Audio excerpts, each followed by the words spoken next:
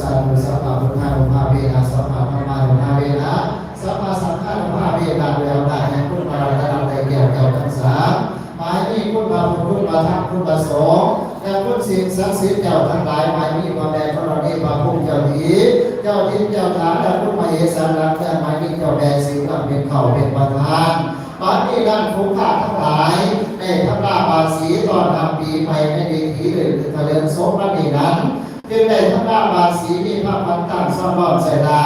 มีทั้งฝ่ายมงคลดีแล้วมีประสงค์เป็นเข้าความเป็นประธานบัดนี้นั้นขอน้อมรับพระแก้วจากสิ่งศักดิ์สิทธิ์เจ้าทั้งหลายจงได้สถิตอยู่อย่างในงานในที่ของฟุ้งข้าทั้งหลายให้มีแต่ความสุขสุขีตลอดปีตลอดไปสัญญาสิทธิพานังรับอังสุขี